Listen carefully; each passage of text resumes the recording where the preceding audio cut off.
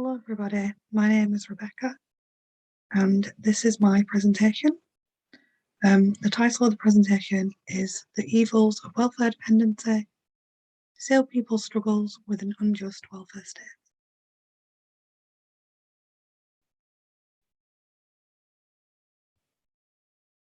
State. Just to do a quick presentation outline, I'm going to be talking about my thesis abstract, the methodology, a little bit of information about the British welfare state, the benefit personal independence payment, criticism of that benefit. Then I'm going to talk about a little bit about theory of necropolitics, lived experience of necropolitics within the context of my thesis, with some quotations and things, and then I'm going to conclude. So my PhD thesis uses the stories of disabled people claiming welfare to explore the prevalence of necropolitics in the UK's governance of disabled people's lives. The main focus of this is on the assessment process and disabled people's lives after assessment, be it materially, socially, psychologically, and financially. So all those different kind of facets. In my methodology, so I've conducted 14 unstructured interviews with disabled PIP claimants. Some were successful in securing the money, others had to go to appeal or to a like small court tribunal, and others were still not approved after appeal. So all of them considered themselves disabled. Some of them were successful at claiming the money, and others weren't. So all participants identified as having a disability or long-term illness and were currently or had tried to claim PIP and were living in England or Wales. My interviews are being coded currently using thematic analysis. Yeah, so a little bit about the UK welfare state. So it operates on the basis, like a lot of welfare states, that anyone attempting to claim money from the welfare state is viewed with suspicion. Because of the UK being a wage-based society, so if you can't work, you go to the welfare state traditionally. And disabled people are subject to the suspicion because no one disability is universally recognised. So because disability is so different from person to person, that then affects what people class as being disabled or being disabled enough to be able to claim the money. So PIP is what's called an extra cost benefit. So that means it's designed to cover the extra costs of living as a disabled person in comparison to a non-disabled person. And that was created as part of the 2010 Welfare Reform Act under the Conservative and Liberal Democrat coalition government. And it replaced its predecessor, which is known as Disability Living Allowance, which operated on a similar kind of principle, but the way the disabled person is assessed is quite different. So personal independence payment is one of these extra cost benefits. However, it operates on a points-based system where claimants must score over a certain threshold of points to receive the benefit. So descriptors, there's like 12 descriptors, I think, and they go up from 0 to 8. So then you score them in increments of 10. No, sorry, increments of 2. And they so they're like 0, 2, 4, 6, 8. So for example, for the higher rate, for the basic rate of the daily living, you need to have 8 points in total out of all the descriptors, so they all get like added up at the end. Previously, DLA, instead of using points, had a criteria. So they'd have set criteria of, do you need care in the night, for example, and you just tick say yes or no, pretty much. So that was used to set the criteria instead of points. Additionally, PIP has only a higher and lower rate of payment that are like set amounts that the person is paid. Whereas previously on DLA, you had 3 different types of payment. So if you didn't quite reach the higher level to be paid, you had a middle level and a low level, which meant more people there were more options to being paid, basically. So PIP has been criticised for the way that the new system does not award funds to disabled people who genuinely need it. There have been a lot of problems where genuinely disabled people have lost their money. So the United Nations did an investigation of human rights abuses of disabled people in the UK, and the report concluded that personal independence payment and the welfare system as a whole was a human catastrophe, just because of the sheer kind of negligence and systematic abuse, human rights abuses that people faced while going through that system. There were also reports of from numerous charities and disabled people's organisations about the struggles under the system. And these kind of different reports were submitted to the United Nations, which triggered the 2017 investigation. So going on to a bit of necropolitics, so this makes up like the theoretical background of my thesis for me to kind of have a sort of standpoint to come from when I'm looking at my data and things. So necropolitics is a post-colonial theory that focuses on the governance of death itself. So instead of kind of biopolitical understandings of how states work, which focuses on governance over life, necropolitics is concerned with governance over death. And necropolitics places people into 3 distinct categories. So the first of these is at the bottom. So you have the dead, who are people who have sadly passed away because of the abuse they face. Then you have, at the very top, you have the living. So people who are fine, who are getting on fine in society, aren't really facing any challenges. And then you have, in the middle, you have the living dead. And these are people who are left to exist in a state where they are just existing. They're not fully getting to live their lives as they would like because of political violence and state oppression.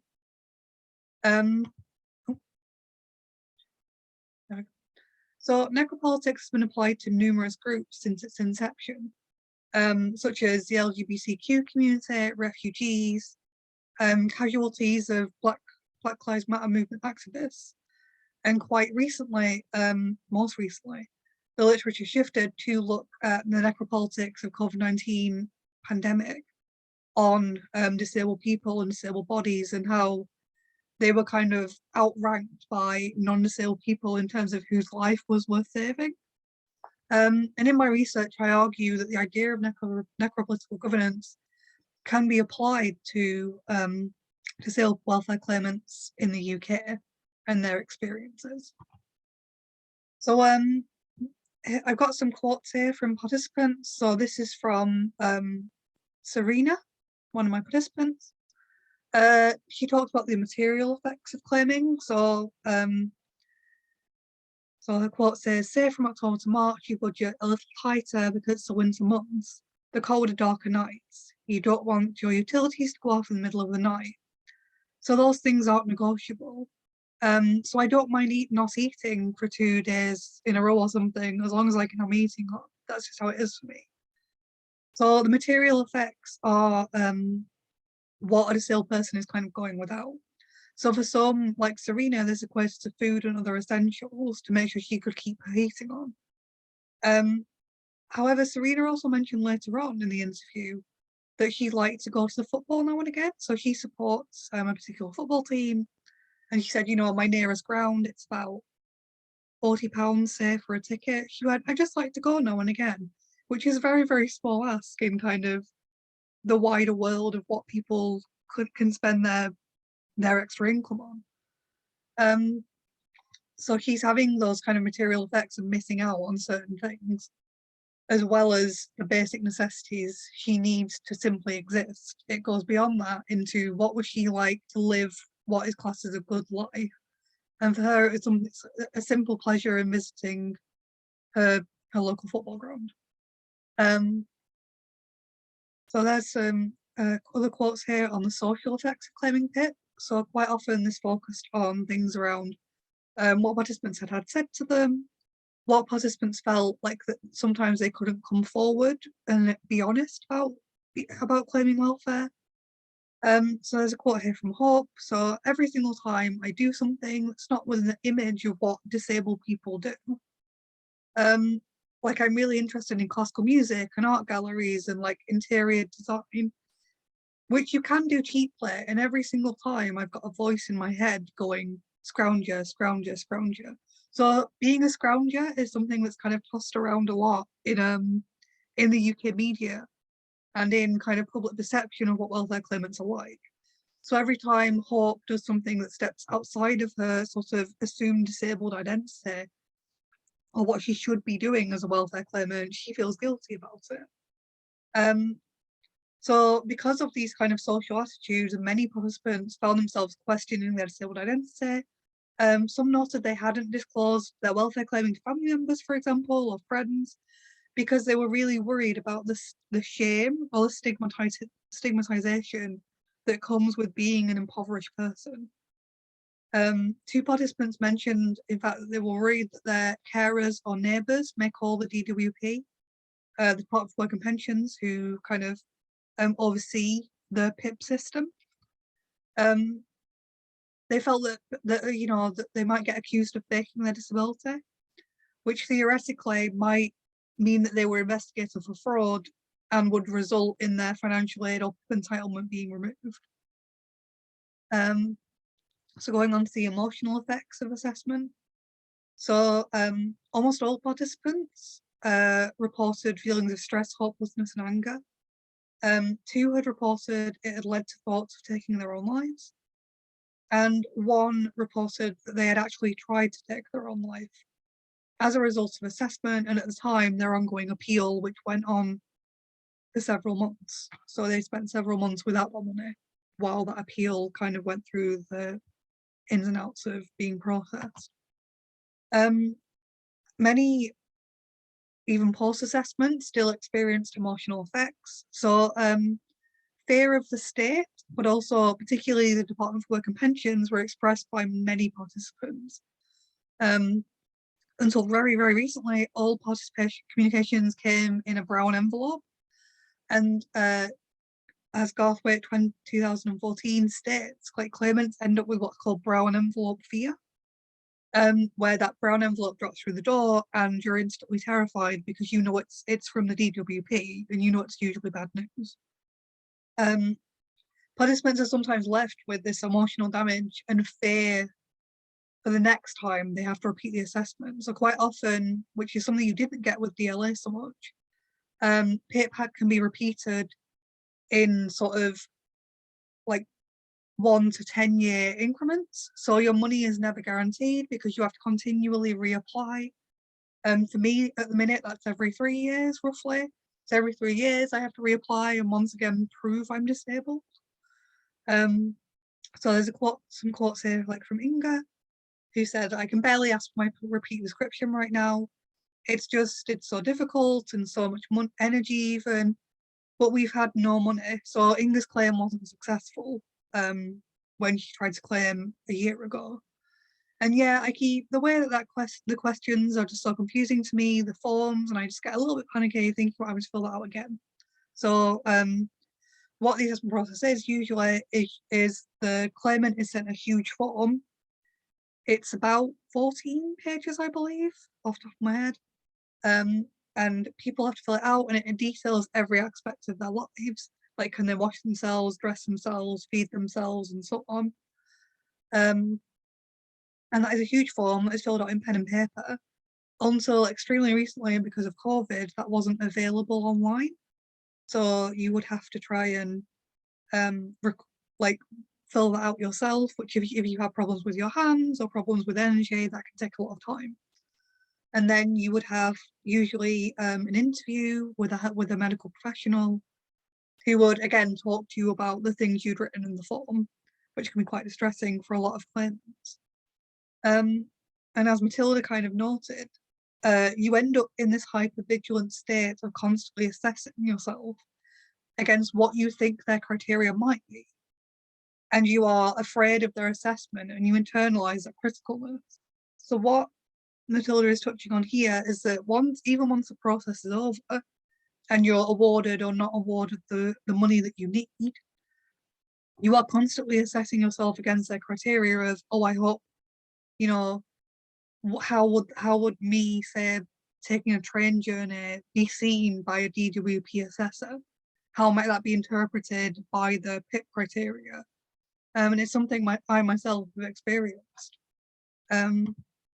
So going on just very quickly to the financial effects of receiving PIP or not. So Minerva here, actually, it turned out better for her financially. They awarded her the higher rate mobility component, which she'd always had from DLA, but they also awarded her the daily living component, which was something she didn't have before. He says, however, you get one of the envelopes through the door and you think to yourself, are you scared because you don't know? Is it going to be the usual annual increase? So every tax year you get like a little note about how much your benefit has increased. They've looked at your application again and they feel maybe that you don't qualify for something anymore. So even though Minerva's financial situation improved, there is always this fear that this benefit or this money will be eventually taken away from you because you're found not to be disabled enough. And some participants that I spoke to lost their disability benefit claim when switching from the old system to the new PIP system. So for some of them, that meant having a decrease in money. For some of them, it meant having their adaptive vehicles removed, because if you got the higher rate of DLA, in the same way, if you get the higher rate of PIP, you can get a car funded by the government, partly by the government, where it takes some of your allowance away to pay for the car. And that's, adaptive vehicles are extremely expensive for a lot of disabled people. That's the only way they can afford them. I also had some participants who noted that even when getting personal independence payment, these extra costs that people have, it still didn't cover the additional costs they had for like cleaners or for carers to come in, because they were having to use their PIP to make up for other areas of their life, like buying food and other necessities. So their extra costs were still not being met. So in conclusion, this paper has shown the injustices that disabled people face in the current welfare system in the UK. It also shows how their experiences with this welfare system impacts on their lives. And I would argue that the UK is shifting into an era of more intense necropolitical governance, where disabled people do not get to live dignified lives and are left to simply exist and be forgotten about. And I'm going to stop there. Thank you very much.